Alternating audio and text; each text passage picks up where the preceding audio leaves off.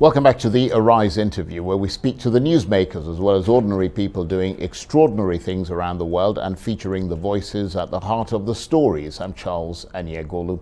Now, it's one declaration, but it's a hugely significant one. More than 100 world leaders promising to end and reverse deforestation by 2030. The pledge includes about $19 billion in public and private funding to be spent on measures such as restoring damaged land and tackling wildfires. Scientists say that keeping forests and peatlands alive is the single most effective way of combating climate change because trees soak up carbon emissions. But previous forest initiatives have failed, and it remains to be seen if this one will be any different. There's also a pact to reduce methane, natural gas which comes from leaking gas wells, coal mines, and from burping cows. Methane is a powerful planet-warming substance, so reducing its emissions would make a big difference. Nigeria is actually more of a gas than an oil-producing country. Consequently, I am requesting for financing of projects using transition fuels such as gas. Nigeria has developed a detailed energy transition plan and roadmap based on data and evidence. This plan has highlighted some key facts that faces the difficult conversations. Our transition plan also highlights the key role that gas will play in transitioning our economy across sectors, and the data and evidence shows that Nigeria can continue to use gas until 2040 without detracting from the goals of the Paris Agreement. Nigeria has an approved National Action Plan on Gender and Climate Change. This document incorporates priority areas of our economic recovery and growth plan and nationally determined contributions. The implementation strategy for this National Action Plan has been developed. In a bid to commit to transitional change through climate policy, the revised national policy on climate change was approved in June 2021. This will enable us to implement mitigation measures and also strengthen adaptation towards a sustainable climate resilient development pathway in Nigeria. Mr. President, I would like to state that attaining national and global climate change goals will require adequate and sustained technical and financial support to developing countries. In Nigeria, in the area of energy access, Nigeria's commitment to a just transition is reflected in our ambitious energy compact, which includes the government's flagship project to electrify 5 million households and 25 million people using decentralized solar energy solutions. This is a major step towards closing our energy access deficit by 2030. And I want to recognize the presidents of the Republic of the Congo and Gabon are here today for their considerable commitment to conserve their forests. We all work together to make sure these precious resources are conserved in Africa and around the world. Forests have the potential to reduce carbon globally by more than 1/3. So we need to approach this issue with the same seriousness of purpose as decarbonizing our economies. That's what we're doing in the United States. We've already exceeded the 2020 bond challenge goal of more than 20 million hectares of forest land under restoration thus far. During my first week in office, I issued an executive order to set the goal of conserving at least 30% of all U.S. lands and waters by the year 2030. And at every step, we'll work in partnership with the people most impacted by deforestation and most experienced in sustainable land management, local communities, indigenous people, local government, civil society, to make sure our approaches are effective and focused on the needs of vulnerable populations. Preserving forests and other ecosystems can and should play an important role in meeting our ambitious climate goals as part of the net zero emissions strategy we all have. And the United States is going to lead by our example at home and support other forested nations and developing countries in setting and achieving ambitious action to conserve and restore these carbon sinks. I'm confident we can do this. All we need to do is summon the will to do what we know is right and we know is necessary and know is in our capacity. So, as simple as it sounds, I think it is this simple. Let's get to work. We can do this, and it'll have generational impact. Thank you. President Biden and before him President Buhari. Well, Professor Chukwumerije Okereke is not a president, but he is a globally recognized scholar on environmental policy and climate change. He is a UN scientist who served as co-director of the Center for Climate and Justice in the UK and is a member of the UN body known as the Intergovernmental Panel on Climate Change. And he joins me now from Glasgow, where the COP26 summit is taking place. And I was going to say that you're the guys who do the real work. I mean, the presidents come and sort of shine on the global stage for a couple of days, then they leave, and then the scientists, the diplomats and so on get down to the grunt work, which is where we actually see results. But thank you very much indeed, Professor Okereke, for joining us. I know you've had a very, very busy day, and we really appreciate your taking the time to talk to us. Now, I understand that scientists and campaigners in Glasgow for COP26 are sounding cautiously positive about that deal announced at the summit to stop deforestation by the end of the decade. Are you one of those who's crowing about it? Thank you, Charlie, for having me. Yes, I am indeed one of those who are sort of happy, but also very cautious.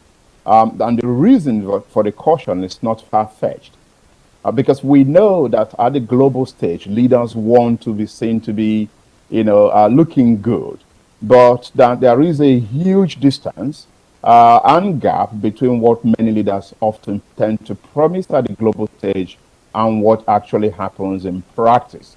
And so, although these new pledges are extremely and highly welcome, it remains, of course, to be seen how they can be implemented, because often the devil is in the detail and the challenge is often moving from pledges to implementation. Recall that this is not the first time that many pronouncements have been made on the need to stop deforestation. Actually, one of the first deforestation pacts signed globally was 1992, but it fell flat because of lack of monitoring and implementation. And so let us hope that the situation will change this time around. But yes, a lot of cautious optimism is how you can describe the atmosphere in Glasgow here.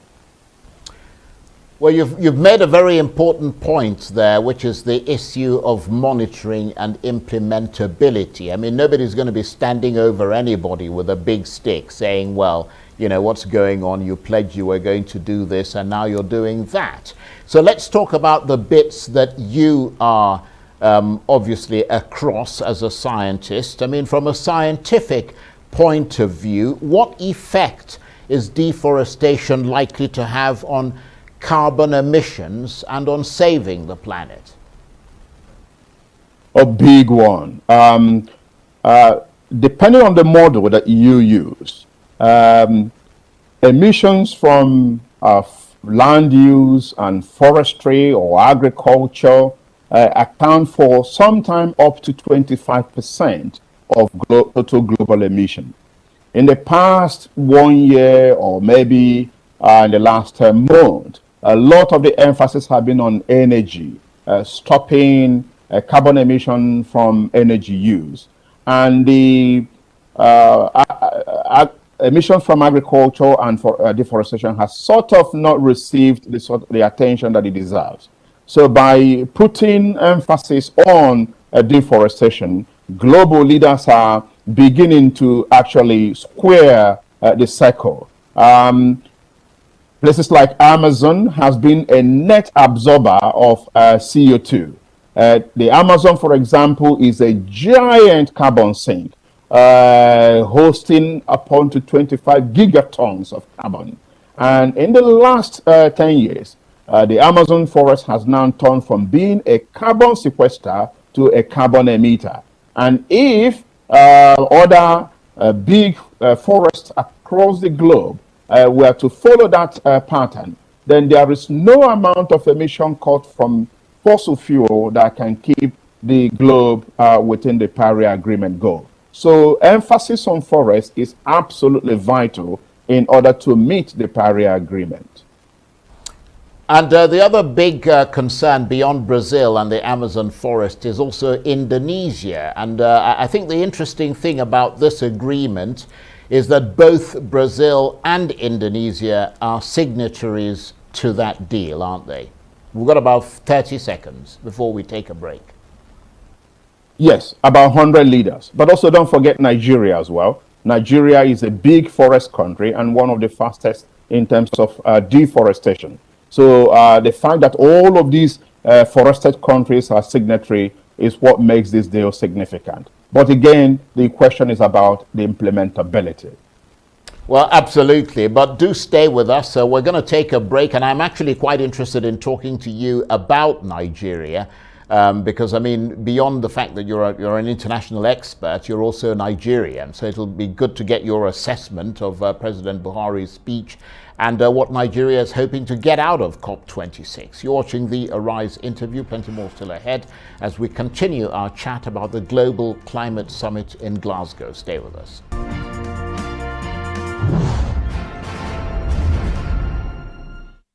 Welcome back to the Arise interview. I'm Charles Iniegolu. Now, the first deal's been struck at the Climate Change Summit, COP26, in Glasgow.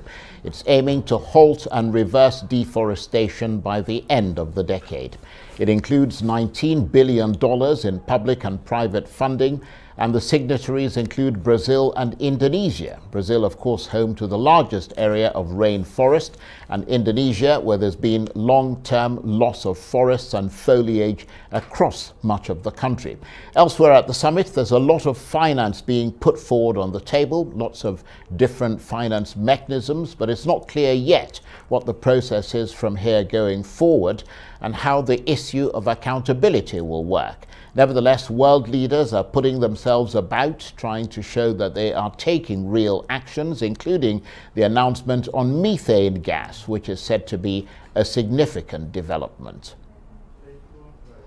And Professor Chukwumerije Okereke, who's a UN climate scientist and a globally recognized scholar on environmental policy and climate change, is still with me from Glasgow, where the COP26 summit is taking place. Thank you very much indeed for staying with us. And let's talk a little bit about methane gas. Why is the burping of cows such a big deal when it comes to carbon emissions? And why is an imminent agreement on it much heralded around the world? Well, there are three things.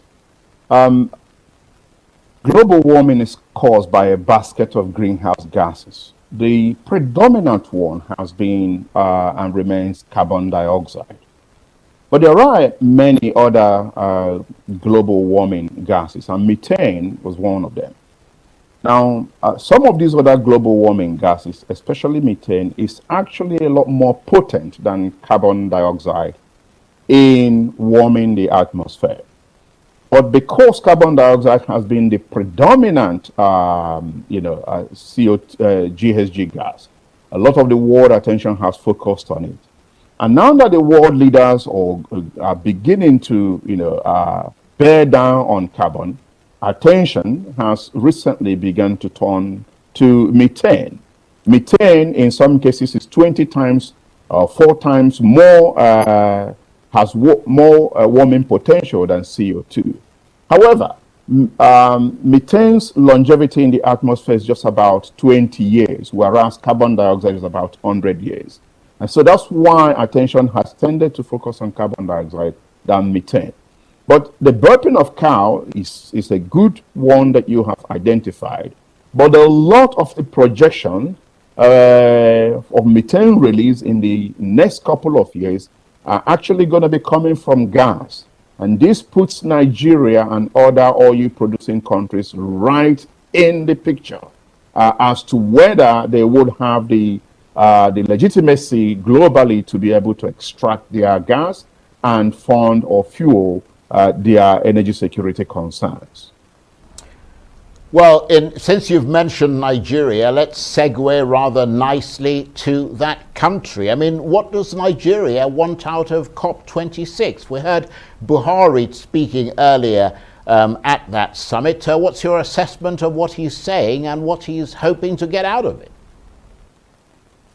President Buhari shocked everybody in this room or in this conference maybe hours ago, when he announced that Nigeria will be carbon neutral by 2060. And that is 10 years ahead of India and just about the same time as China. And many people in the room where I was when this news broke were absolutely dumbfounded and aghast. There was, of course, celebration at the other end of the room by climate activists celebrating the fact that Nigeria is one of the first OPEC oil-producing countries to announce carbon neutrality by 2060. But my friends were also asking me where this number has come from and what is the degree of legitimacy and expectation that we can deliver this promise, given the fact that neither the NDC nor the LTV, the long-term vision plan, both published by the country in the last 5 months, actually make this commitment. So I'm scrambling to find exactly where this number has come from, but also thinking to myself, what is the guarantee that our country will be able to implement? But what Buhari said was that he is expecting loads of money from developed countries to be able to make this transition. So I think that he has conditioned the ambition that he has announced on Nigeria receiving loads of money from rich countries. So that is a part of also what we're going to be watching for in the next couple of years. Well, yes, you're absolutely right. He actually made that quite clear, I think, in his speech, that the achieving carbon neutrality or zero carbon emissions by 2060 would be contingent upon getting all the monies that have been promised, and he is quite right. I mean, there's absolutely no way that it would be done if there isn't a smooth, effective, and technologically advanced transition from the sort of oil and gas and all the rest of it to greener gases. But let's return, Professor Chukwumerije, to the issue of deforestation that you talked about so well a little earlier. I mean, what will deforestation actually look like? So Nigeria is one of the countries that have been losing its forest cover faster than most other countries in the world. Nigeria ranks among the 10 fastest countries, top countries in terms of deforestation. There are calculations that show that Nigeria has lost nearly 50% of its virgin forest compared to 1950. And that if we continue to go the way we are going, Nigeria will be completely deforested by 2050. So stopping deforestation is a big issue for Nigeria. Remember that many years ago, Buhari actually did announce that he's going to plant over 1 million trees. Nigeria is also part of the Green Great Wall that intends to halt deforestation by planting several millions of trees in the northern region and crossing to other countries. So a deforested country will be catastrophic from a climate perspective, because it will mean that we will lose the ecosystem that actually helps to sequester carbon. And if we turn our forest from being a net sequester of carbon to net emitter of carbon, then absolutely no chance that we'll be able to curb climate change in line with the Paris goal. This is a big challenge because you know that nearly 80% of Nigerians, especially in the rural area, continue to cook with fuel wood. So I still don't see the extent to which our intention matches this rhetorics. But I am celebrating the fact that words matter, that intentions matter, but also sounding a note of caution that now we have to come back and work. Because despite all the pledges made in the previous 10 years in Nigeria, we have not managed to halt deforestation. We will have to go or move from rhetorics to action if we really want our serious about stopping climate change. Well, that is absolutely true. And to further buttress the point that you're making there, I mean, we've just been hearing that those who cut trees for a living in places like Brazil, Indonesia, and Nigeria say that they do it for a living and that it is their survival, and that as long as there are trees, they'll cut them down. So presumably governments are going to have to enact laws to enforce all this. We've got about 30 seconds. Yes, but also don't forget that the cost of gas just spiraled in the last, I think, 2 months or so. So how can you expect poor people who cook by wood and who are even just making the attempt to make a transition to gas to remain in that path when the cost of gas is on top of the roof? So there is so much work to do. But let's hope that this announcement marks a beginning to a positive future. Professor Chukwumerije, I want to thank you very much indeed for joining us, and we appreciate the time you've taken to talk to us. Professor Chukwumerije Okereke is a UN climate scientist, and he is there at the COP26 summit in Glasgow, from where he was talking to me. That's it. Bye-bye.